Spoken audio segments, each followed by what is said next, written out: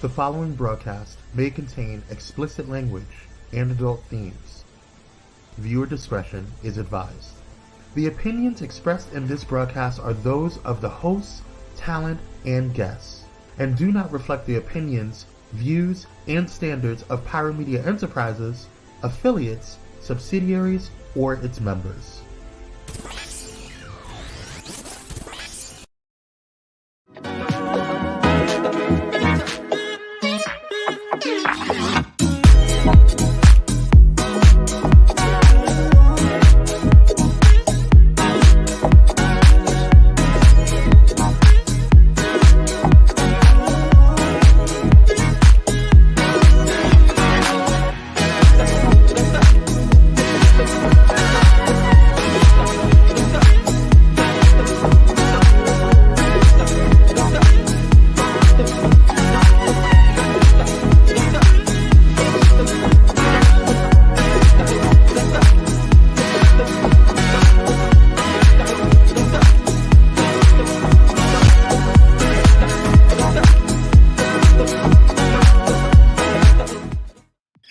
What's going on, everybody? What's going on? Welcome to the Daryl Walter Show. I'm excited, y'all. Welcome to the Daryl Walter Show. I am your host, the melanated, the beautiful one, Daryl Walter. Welcome, everybody. How y'all doing? I missed y'all. I know it's been 7 days, but I missed y'all. Do me a favor. Click that like button. Go ahead and share. Type in the comments. Say hello. Let me know how you doing. Welcome, everybody, to the Daryl Walter Show. Share, everybody. How's everybody doing? Hopefully, everybody had a good week. Hopefully, everybody is having a good week, and I'm loving the music and everything. Listen, y'all, we have so much to talk about, and I'm excited about. I'm excited, and I'll be honest. I'm a little nervous about today's topic, only because I am the topic. And today we are going to talk about living the sober life. If you don't know, if you don't follow me, I've been very transparent and open. I've talked about my relationship with alcohol and how I am 2 months on the other side of not drinking. So we're going to talk about it. I'm going to tell you my story. I'm going to answer some questions, and we're just going to talk about addiction, because I know a lot of people are suffering in silence out there. There's a lot of people going through things out there. And there's a lot of people wondering, like, should I take a break? Should I detox? Should I continue drinking? So we gonna cover all of that, y'all. But first, let's get into what went viral.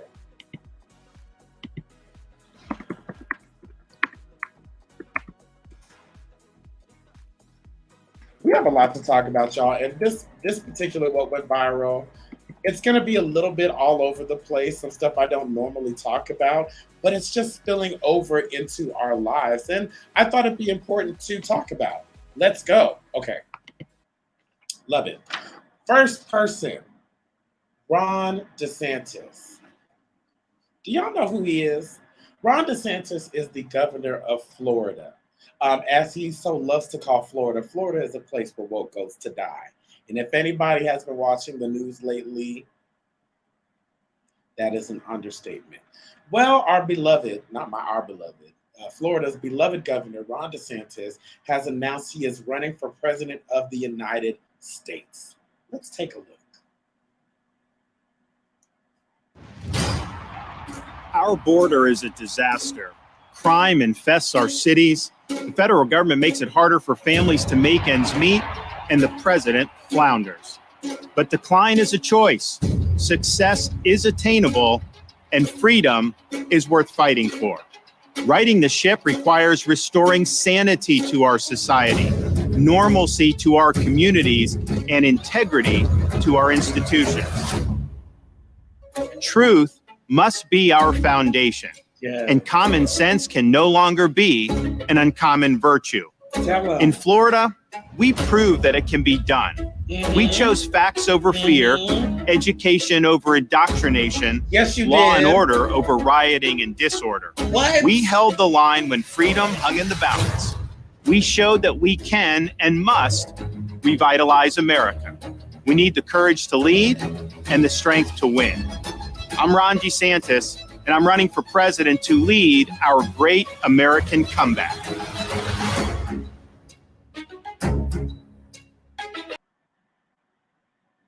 Come back from what?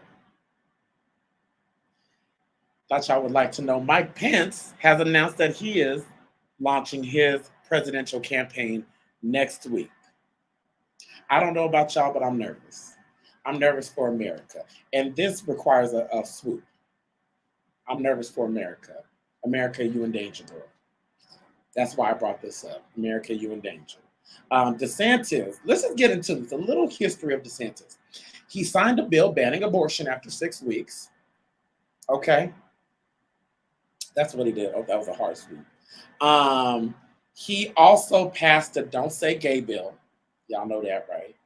2 death penalty bills, amongst other bills. I mean, there is a list that goes on and on and on and on and on and on. My only prayer, and y'all ain't gonna agree with it, but I'll take Mike Pence over DeSantis. I don't know what to say, but we'll see how it goes. I'm going to be watching this. I'm not even into politics, but for the sake of the fact that this is going to be probably one of our best reality shows we have seen in 2023, I say we watch it. Let's move forward. We're going to interject. Yes, look at that smile. Only us lies. Okay, Carl Lentz. We're going to come back to Little Mermaid. Let's do the quick story about Carl Lentz. I want to squeeze that in there because if you have not, I highly recommend that you watch the documentary Hillsong. Okay, Hillsong is a documentary that covers the ministry Hillsong, originally founded in Australia. Do you have the picture of Carl Lentz? Do we have the picture before with the short hair? This is Carl while he was pastoring. Okay, now this documentary has everything from sex, drugs, affairs. So Carl, this is what he looked like, okay? Now, the founder of Hillsong, which is Brian Houston, basically discovered him. Now, Brian Houston is the founder of Hillsong, and his daddy is Frank Houston. Watch this documentary. There's so much I had. The affair that Carl Lentz had with his wife is like is just the beginning. Oh, just the beginning. There's affairs. Did you know Hillsong encouraged and taught the women proper ways to have sex in the proper positions? Oh, you're going to get a swoop today. You're going to get this swoop today. I just had to interject a story. Listen, y'all, if you don't do anything else this week, if you are looking for something to watch the Hillsong documentary. You will look at church differently. Kwame, am I lying? You will look at church differently. Now let's get to some lighter notes, some better things. The Little Mermaid. Oh, and the open. That's what they look like now. That's what they look like now. That's what church and all that drama did to them. And the wife is long suffering. The wife is long suffering. Let's just have a moment of silence for Hillsong and Carl Lentz, because he pulled a fast one over us. If y'all have not watched it and just watch the things, if you grew up in a Black church, it's very similar. Let me just say this. This is what's the people's name? This is Jim Baker all over again. This is what's the people from Channel 40, TBN? This is Paul and Jan Crouch, except the wife isn't Jan Crouch. Okay. Now let's go on to The Little Mermaid. Something a little better. It was tough to watch. It was tough to watch because it was sad. It was really sad. But let's go on to a happier note, which I don't know how happy this is, but let's talk about it. The Little Mermaid. The Little Mermaid, #1 movie box office in the U.S., okay? It grossed over $180 million so far. The movie cost $250 million to produce. And so far, even though I've heard nothing but great things, I'm planning to go see it after the show tonight so I can report back. There's still controversy. Listen, whatever it is, whatever is going on, the people don't want a Black Little Mermaid. The people are struggling to have a Black Little Mermaid. I haven't seen the movie, so I don't want to give the ending away, but there's a couple of controversies going on around this movie. Let's play the clip, Kwame. Wish I could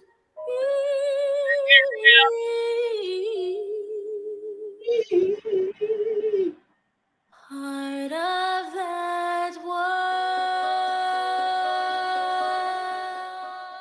It's been about 8 months since fans got that glimpse of Halle Bailey as Ariel in that very first video teasing the highly anticipated live-action remake of The Little Mermaid. Bailey is now only the second Black actor to play a Disney princess on the silver screen, following Anika Noni Rose, who voiced the role of Tiana in the animated film The Princess and the Frog in 2009. Sebastian, if you had just seen it up there. The ship rode on the wind, and they filled the sky with fire. Okay, listen to me. The human world is a mess. This role is a dream come true for Bailey. I literally do not understand how this is all happening. Just giving me chills thinking about it. Now I'm look just at so this, excited sweet for Halle. people to see The Little Mermaid. Yeah, Ariel so has beautiful. drive and passion and gumption. Disney's casting choice saw cheers and jeers from fans, many Hey, questioning if a sister. Black woman could play a fictional redheaded We're talking princess. about The Little Mermaid We saw right the now. hashtag #NotMyAriel trending online, alongside splashes of protesting posts, some even pointing to science to explain their opposition. Like this one that says mermaids are white because they live so deep underwater, sunlight hardly reaches them, thus the lack of melanin. Film is a major part of mass media, and it has an impact on everything. Film and media professor Dr. Kathy Jackson followed the casting backlash. I'm like, why are they going on and on about this character who doesn't even exist in real life? But we live in a society that's ready to jump on anything. I mean, 1.5 million comments against Halle Bailey being the Black new Ariel. Really? It's that many? It was that many until they just cut off the comments. Okay, The cut. arguments and comments that I read were...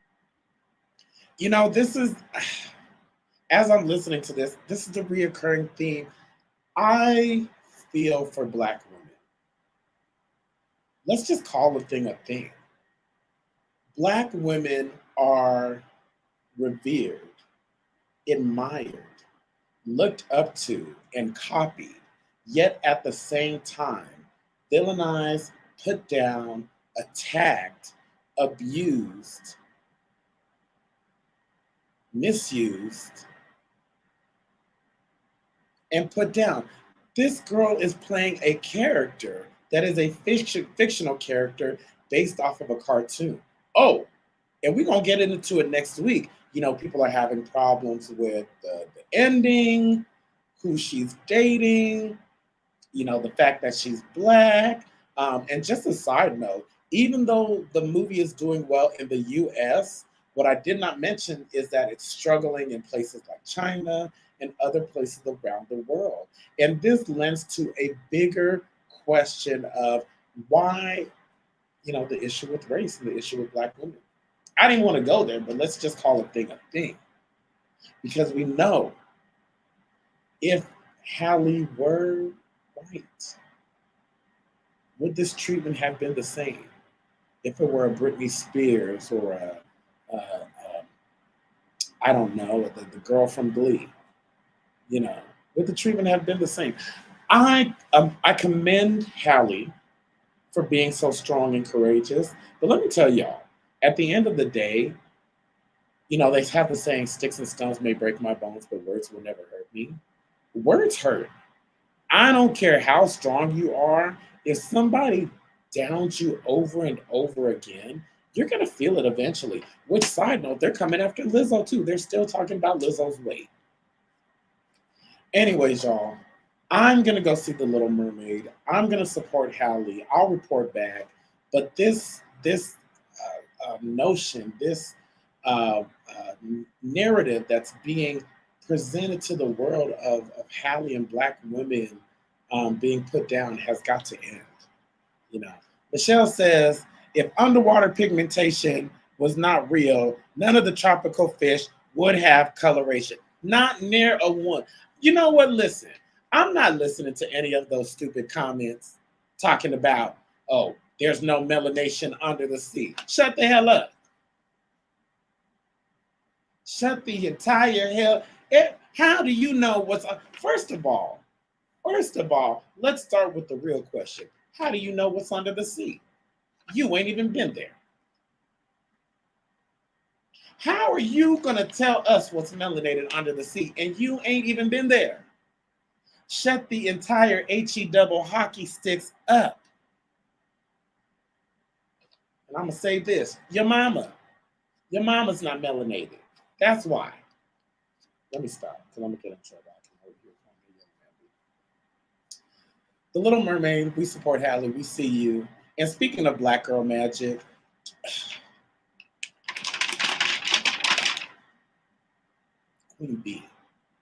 Queen B, and little Princess B. Everybody is proud of our niece, Blue Ivy, okay? Over the weekend in Paris, I feel like I'm the only one who didn't go to the Renaissance concert in Paris because everybody else was just out there living their best life. Blue Ivy made her debut, dancing next to her mama, killing the moves. Let's just play the clip and everything because I want y'all to see how smooth she was with it.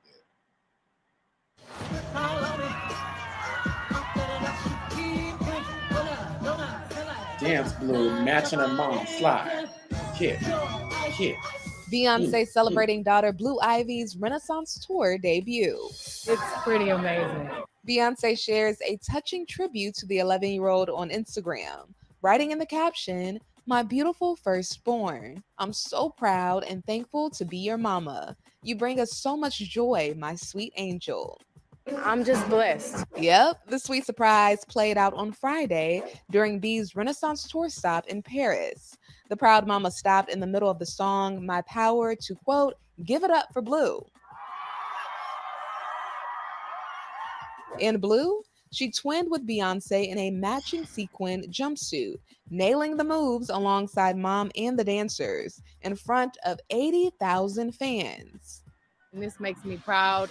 But this isn't the first time Queen B's Renaissance tours made waves. Last week, B jumbled her words during her performance of Heated. You know, a Black woman just can't have anything good. They just gonna point out the negatives, like, for what?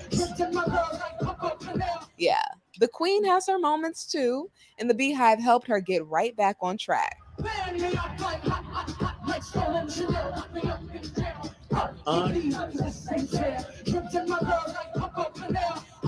Go Beyonce. That cheap looks a mess. Despite the slip up, Beyonce didn't miss a beat. And when E.T. recently chatted with her dad, Matthew Knowles, he reflected on how Matthew always just gonna show his face somewhere, doesn't he? Matthew ain't managed or been in Beyonce's life in a good decade, but he gonna show up. He gonna put his little two. Side note, he still manages Destiny's Child. Did y'all know that? First of all, Michelle said Blue Ivy looks more like her mother. Let me tell you something. I love Beyonce. I love Beyonce like a fat kid loves cake. Some of y'all don't know that, but I love Beyonce. And I love Blue Ivy. I love the whole family. I am a Carter in my head. But that's Jay-Z's child. That's Sean Carter's child. That's a little piece of Beyonce. But baby, when you put Jay-Z and Blue Ivy next together, twinning. And I know she's 11 years old, but I just got to get this thought out of my head. Blue Ivy is smooth. She's smooth like a dude. I don't know how to explain it, but the way she was moving up there, and those of y'all listen on Bullet in Flight, I'll describe it. But like she just had a very serious face, and it was like a snake just sliding and just moving. Blue Ivy can dance. I'm going to say this. That's the one we're going to have to watch out for. I'm not worried about Chloe.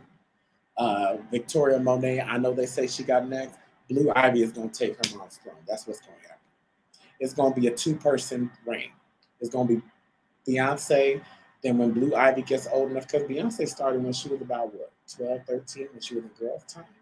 And then they got signed at Destiny's Child when they were about 16, 17. So Blue Ivy's right on the money. Blue Ivy's right on the money. Y'all not catching it. And in my head, I feel like Blue Ivy can rap and sing.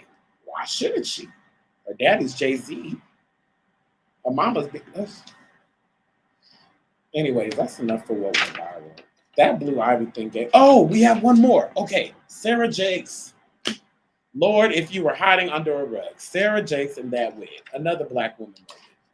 Listen, I'm going to hip y'all and I'm going to educate and enlighten some of y'all. Black women wear wigs, okay? I know a lot of y'all thought it'd be natural. And I know a lot of y'all thought that, you know, that it's a song. No, it's a wig. And you're absolutely right, Michelle. It is hard being the child of a star. People expect for her to fall in line after Beyonce. What if she wants a simple life? I don't think she wants a simple life. That baby don't want a simple life. That baby wants to be a star. She wants to be like her mom. I don't get that she you know, there are some children that you see of celebrities and you can tell that, you know, celebrity in Hollywood and the industry of Hollywood is not their vibe. That's not what I get from Blue Ivy. They named her Blue Ivy for a reason, and Mama wants a piece of the pie. She said, I can't sing. She said, I can't get the 4 count. She gave that 4 count. It like came out of her body. And she's 11 and she's tall too. I don't know if she wants a simple life, Michelle. We will see.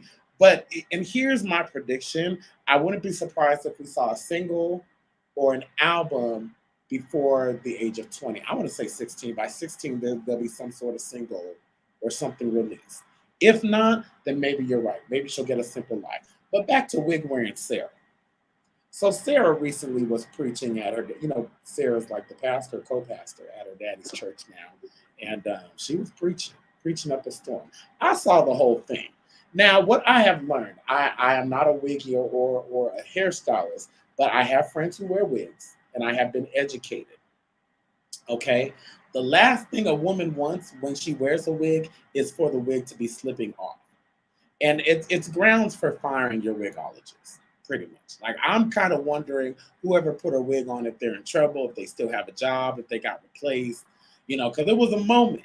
But anyways, let's play. Oh, so Sherry Shepherd in solidarity supported Sarah Jakes. So let's roll the clip and see that little funny bit. Now, y'all, if you know me, you know I love me some Sarah Jakes Roberts.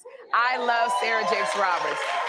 Now, Sarah Jakes Roberts, she's the daughter of the renowned Bishop T.D. Jakes, and she is followed in her father's footsteps, and she has become a remarkable preacher and motivational speaker in her own right.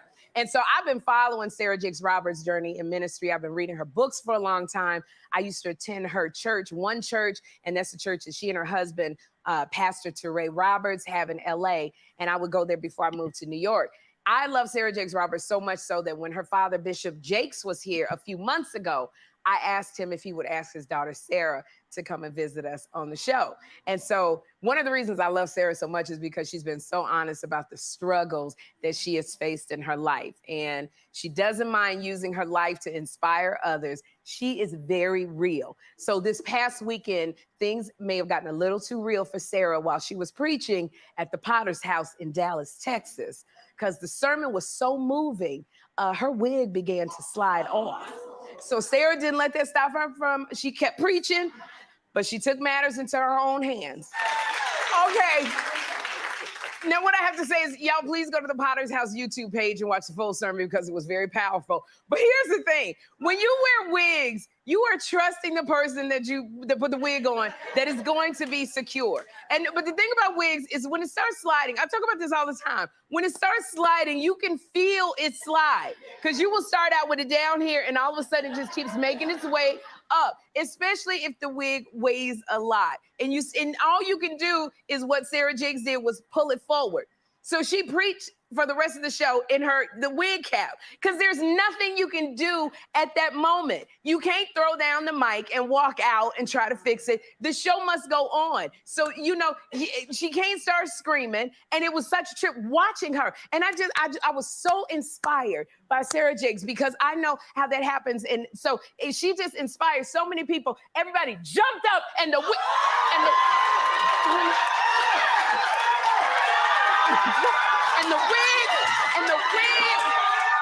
oh Oh, shoot. The wig came off. Her hair. Oh, my God. All right, cut, Kwame. First of all, shout out to Sherry Shepherd. Let me just tell you, I had reservations about the Sherry Shepherd show, but Sherry Shepherd has proven and shown herself to be not only probably one of the best talk show hosts, but she's just such a real, genuine, good person. So that clip that we just watched was actually staged. I'm not going to show the other clip on me, but I'll tell you about it. Sherry Shepherd did it on purpose to stand in solidarity with Sarah Jakes. And that's something that is such a beautiful moment, right?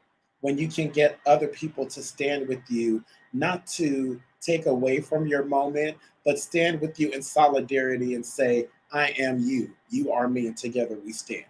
So shout out to Sarah Jakes. Y'all go watch the clip on Potter's House. It's a great message. She is a great preacher. I want to go to the comment of Michelle where she says, T.D. Jakes is another one, putting his kids to fall in line. Perhaps Cora and Sarah don't want this type of platform. I feel for Cora. You know what? Honestly, I feel for Cora also. And here's why. When I look at, and let's be honest, there's another sibling also that Jakes has, the gay one, the son. I said what I said. Back to Sarah and Cora. You can look at the two and tell that they are about ministry. But there's something when someone is just good at what they do and they just kind of have that thing. And I think Sarah is the one that just has that it factor, that just has the gift, that just has, someone called the anointing. And I think Cora is good at what she does, but I have to agree with you. I feel for Cora because we've all watched them grow up in front of us, but Cora is the one, she's dealt with her past relationship with her husband, him, assaulting their daughter that she adopted. She also has the son that she allegedly stole from a woman who the woman got to see the baby. Cora has a lot going on. And I will be honest, I'm going to say this. This is Daryl talking. These are not the opinions and thoughts of Pyromedianetwork or Bullet in Flight Radio. But I don't think the platform is for Cora. Side note, you see in the video the way Cora grabbed that wig? That's how you know they sisters. Baby Cora grabbed that wig and went on about her life and made sure her sister was good. But I feel for her. Okay, let's see here. Kwame says, I don't feel for Cora. Cora needs therapy and to leave those other children alone. She does. But I struggle because her daddy was the one that allowed her to be over the children's ministry. And her father and her parents were somehow involved in this adoption to the point that the judge who oversaw the adoption was a member of Potter's House. It's a whole lot going over there. But I will say I feel for Cora because I think, and I've seen this with other pastors, where they put the limelight and the platform before the emotional and physical needs of the child. All right, I said what I said. Let's do this. We got the music coming up. We're going to take a quick commercial break. And when we come back, we're going to talk about the sober life. I'm living the sober life. See you in 1 and 2. All right.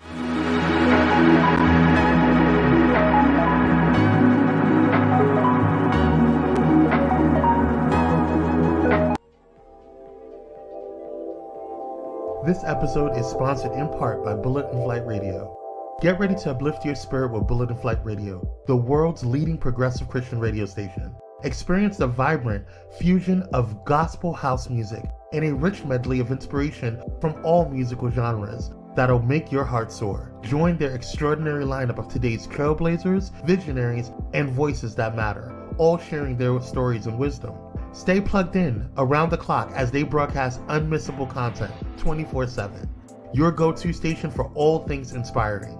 Become a pilot today by visiting bulletinflightradio.com. Bullet in Flight Radio. Your story, our station.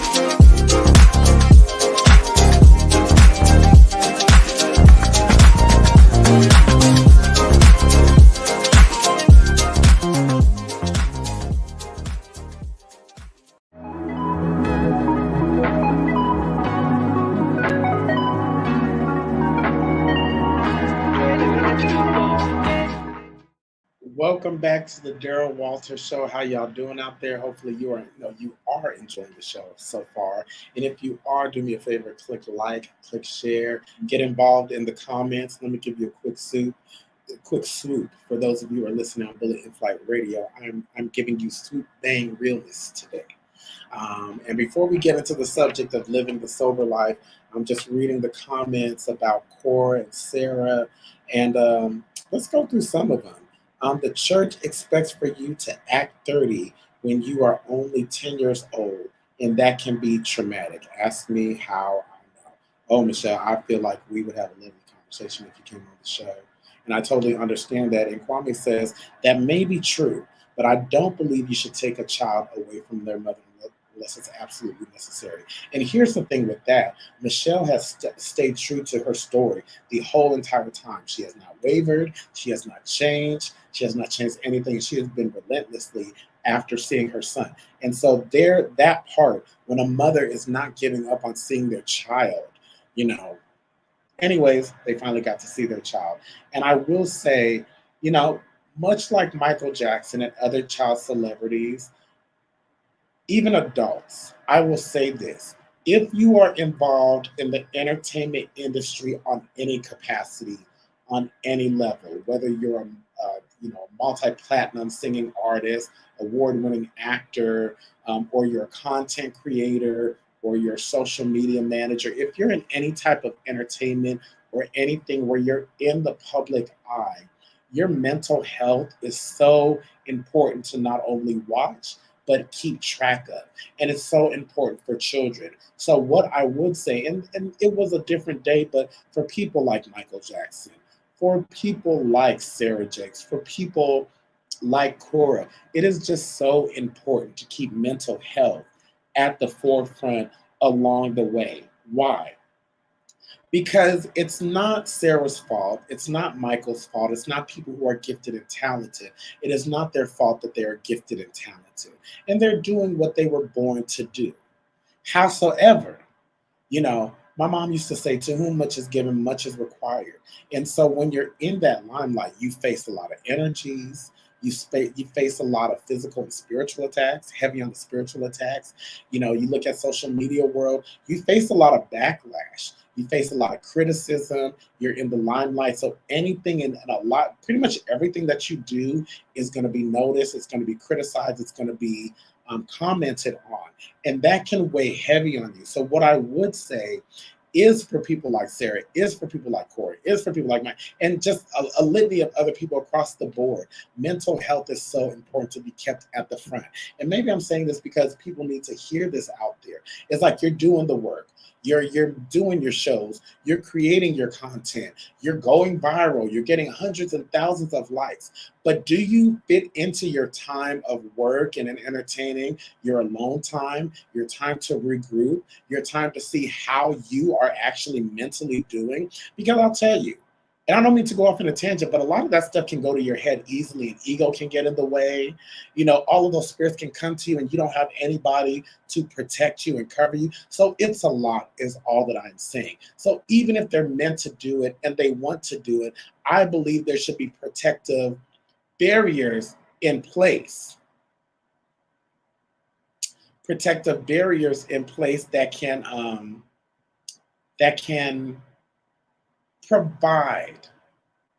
provide security and things to keep them in space where their mental health is their best. Okay. All right, let's move forward. Living the sober life, y'all. I am 2 months sober. I'm 2 months alcohol free, a little over 2 months alcohol free. And y'all, it's been a great experience. But also I realize it's something that I haven't talked about too much publicly. One, because there's just a lot of shame in it. And listen, if you're Black like me, if you grew up in a Black household, one of the number one rules that we know and that we're familiar with is that we don't talk about our business, right? We don't talk about those things that are taboo or might bring shame to the family. We don't talk about those things publicly. But listen, I want you to look at your neighbor and say, you're as sick as your darkest secret. And there's so many people out there who are suffering, who are holding it in because they don't want nobody to know, or they don't want to be ashamed, or they got it all together. And let me say this, your poison or your issue may not be alcohol. It may be drugs. It may be food. It may be shopping. It may be the internet. It may be the church.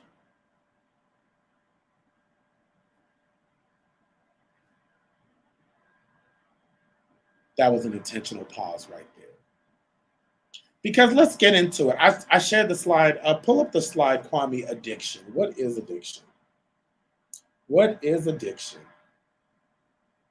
So when I pulled it up, yes, addiction refers to the problematic use of a substance. The harms of substance use can range from feeling hungover, being late for work, to homelessness, disease. Treatment options include self-help, counseling, medication, withdrawal management. Michelle says, my sweet mama did snuff to numb her pain. Woo! That's old school. If you dip snuff, you can show enough fight. Hello, somebody. If you dip snuff, baby, you ain't playing with nobody. But yes, again, it could be anything. My father was an alcoholic. My father was addicted to drugs. You can take that down, Kwame. I wanted to bring up the next slide also. One of the simple ways of describing addiction is the presence of the 4 C's. And I want to share this just so that people are aware, because I just feel like even if one person hears this and just takes it to heart and does something with it, I've done my job on this show. So the 4 C's is the craving, the loss of control of amount or frequency of use, compulsion to use, and use despite consequences. What does that mean?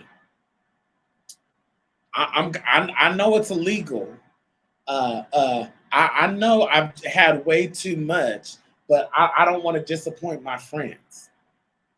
I know I've already had too much and I can't drive, but I don't want to look like the weak one. Or I haven't covered my pain enough. Kwame, you can take that down. I want to start with my story. So for me, my first taste of alcohol was at the age of 2 years old. Because in the late 1900s, people thought it was funny to get their kids drunk. It just is what it is. And my next experience with alcohol was 14. I was 14 years old when I first got drunk, okay? And over the years, I always say church kind of kept me at bay from drinking, but the gene was always there. I had a grandmother who drank a 5th of Seagrams every day. And I'm sure there's family members who are listening to this going, Daryl, why are you sharing this? Because it's going to help somebody, right? The truth shall set you free. And so for me, my drinking began at 21. I had had some devastating things happen. I had the church kick me out over some things. I had a life-altering experience happen. And also someone who experienced some forms of abuse as a child. So when I started drinking, I was just drinking like everybody else was drinking. In my 20s, listen, clubbing, drinking, smoking, West Coasting. In my 30s, I was still covering pain. And I when I say I can drink, y'all, when I say I can drink, I'm not doing it for a competition.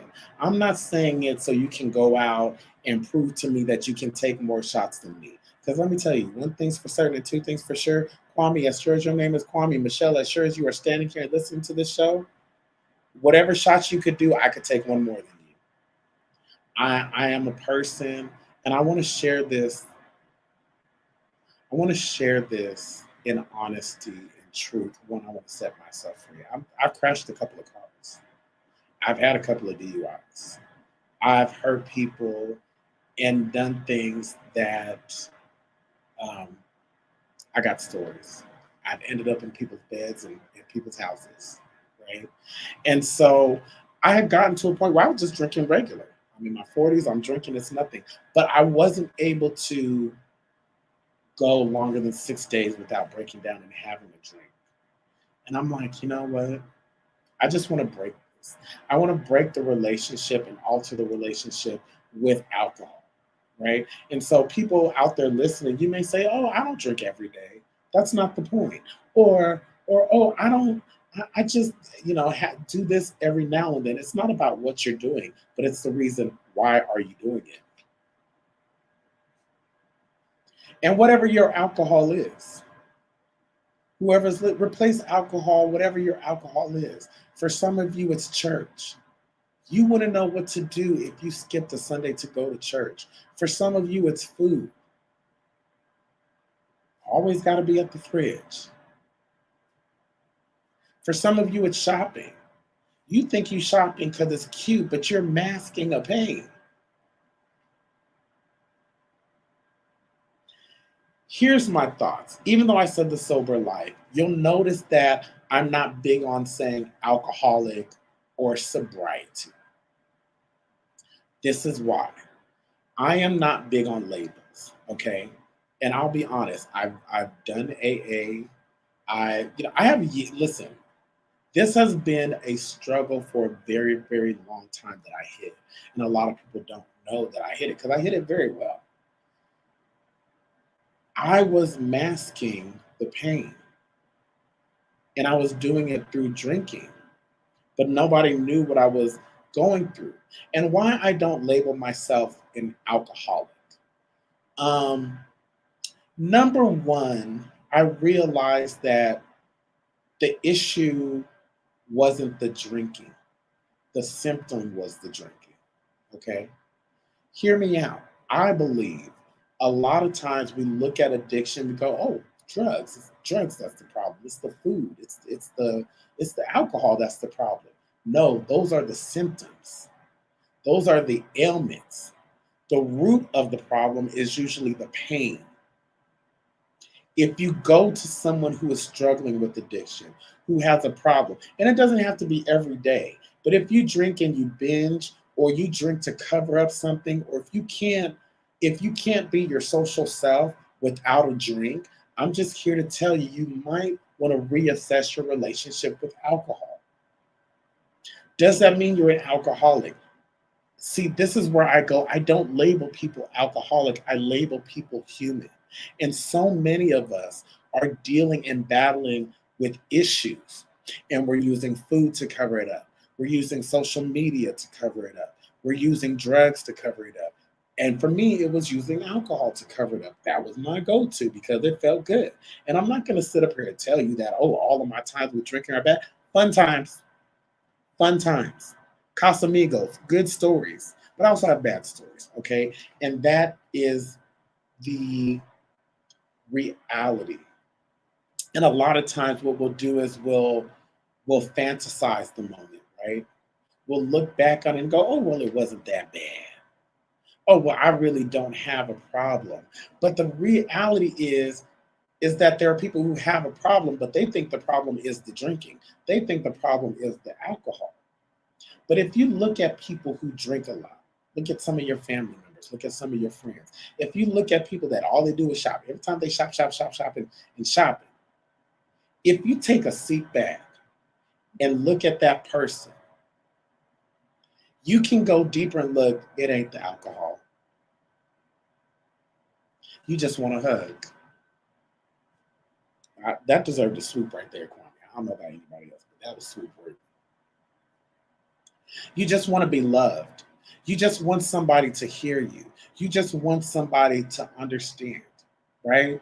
You just want somebody to go, listen, you don't have to have that drink.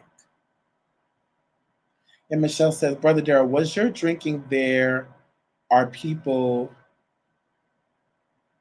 let me make sure I'm reading. Make sure I'm reading this right. Was your drinking there as people who masturbate to deal with trauma and can never tell anyone they have a masturbation problem? Absolutely. Absolutely. Because, and Kwame, we were just talking about this before a little bit, there's nothing wrong with sex. Sex is not a bad thing. Pleasuring yourself is not a bad thing. But when it becomes excess, when you're, every waking minute you're doing it and you don't even realize that you're doing it because you want to escape the reality.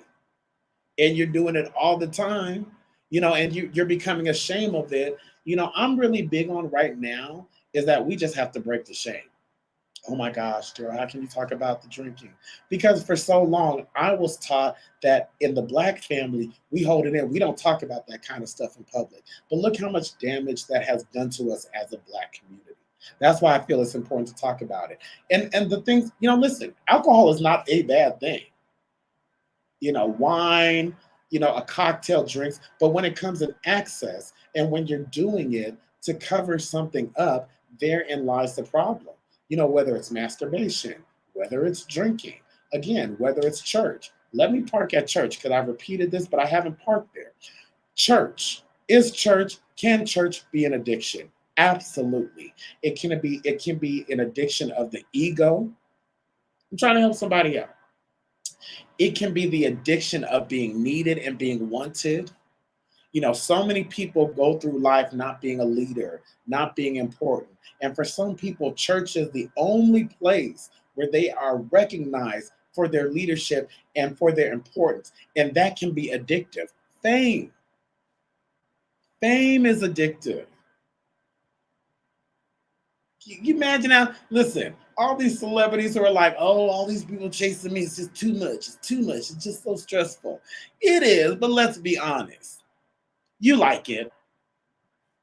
You like it, right? You like opening the door and the camera, people hiding in the bushes. There's a level of addiction to fame, but why is the question? And I think with this conversation, with this particular show, I want us to end this show. When you get off this show, when you finish listening to it, ask yourself why. And for many of you out there, alcohol is going to be the metaphor for whatever. Why do I accept this type of friendship in my life? Why do I keep allowing myself to get hurt over and over again by the same people? Why do I keep shopping over? I know I don't need these clothes. Why do I keep doing this? Why do I keep having a drink and I know I didn't want to have a drink? Why do I keep rolling that blunt? Nothing wrong with it. But again, if you're masking pain, if you're hiding something and you don't want to deal with it, this show is encouraging you to pull the blankets off, pull the covers off, and start to deal with those things that you have let lie dormant in you for so long. Because the only person that you are hurting is yourself. You're missing out on the real joy of life. You're missing out on that healthy relationship. I just feel like this is a good show. I feel like this is a good show. Listen. For us Black people, the church was the only place where we were recognized as leaders. And you think that's not addictive? I just want to think about it. Some of our deacons were the janitor at the local school. They got stepped on every day. They got looked down on. And when they came to church, they were the assistant pastor. They were the deacon. And a lot of people, this is what I realized with church, y'all. And I don't have a problem with church, but I'm familiar with church, right? In church, there are so many people who are not coming to church for God, but they're coming to church for attention, for recognition, and for a void to be filled. There, I said it. They are at church because they're in the choir or they're on the minister's team. And that is the only place where they receive any type of validation. So let's go back to it. I want to talk, what is addiction? What is addiction? We almost done. Addiction refers to the problematic use of a substance. The harms of substance use can range from feeling hangover, being late for work, but let's go into the deeper thing. The problematic use of a substance. The problematic use of a substance. What's a substance? Let's just look up substance. Substance, by definition, is a particular kind of matter with uniform or properties.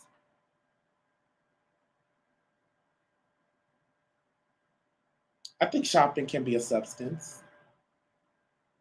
But that would go back to the improper use of money. So the addiction is not really even shopping. The addiction is money and the improper use of it. I feel like I'm preaching. It is such a sad thing to have everything taken, only to be left with building your life off of religious myth. That is traumatic all by itself, and nobody wants to touch it. I'll say nobody wants to touch it because church is a place. Church is always going to be in our lives. There's always going to be a church, right? And I even realized, like, I've gone through my deconstruction of faith.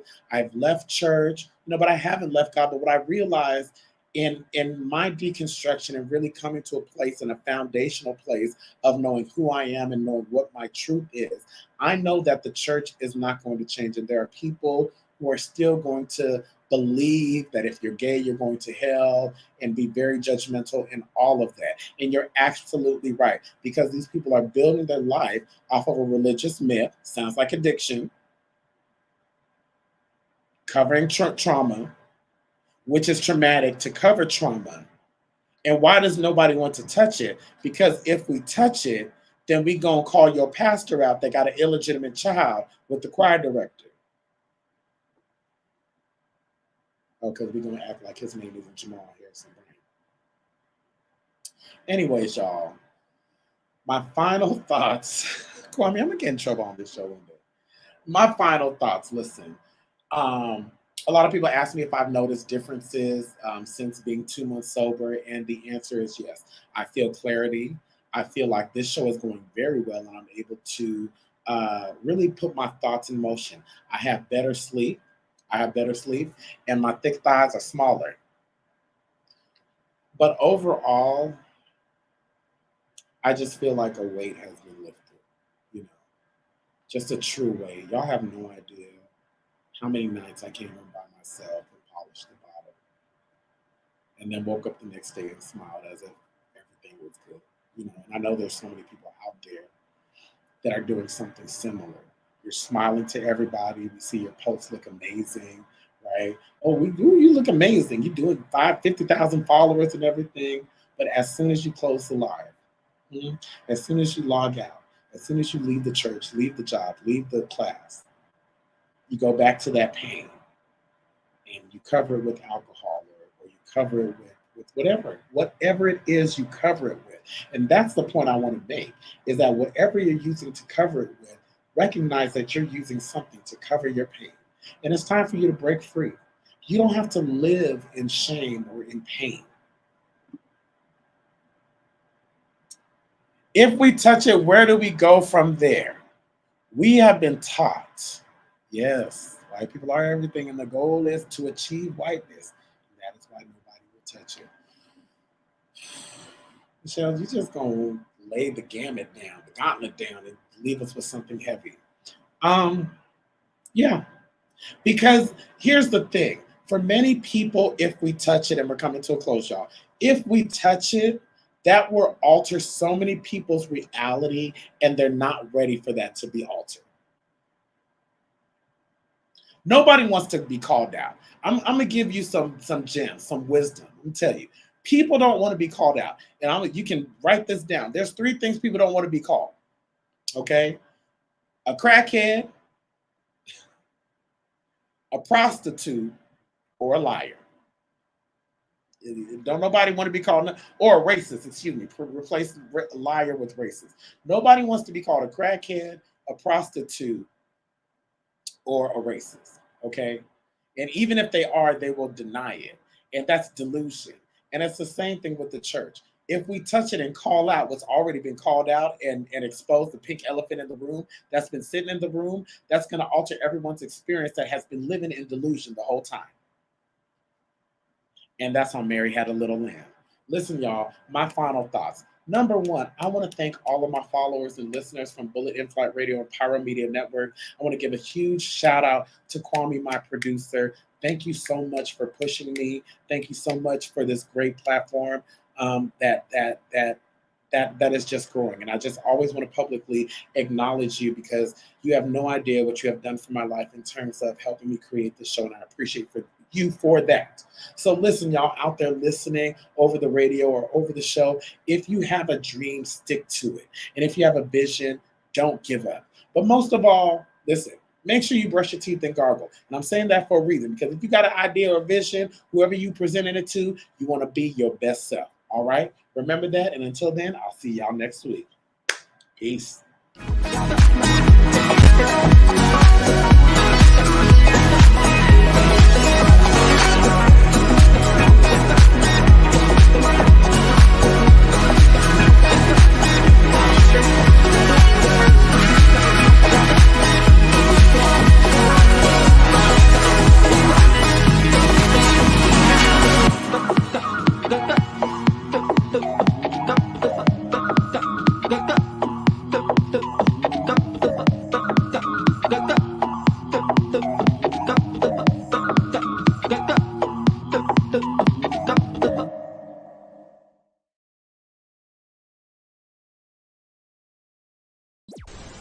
If you enjoyed this content, be sure to hit the like button and subscribe to Pyromedia Network's YouTube channel for more awesome content. Plus, don't forget to hit the notification bell so you never miss when we go live or upload new videos. Visit pyromedianetwork.com today, not just to check out our incredible roster of talented creatives, but also to gain access to exclusive bonus material available only to our Pyro fam.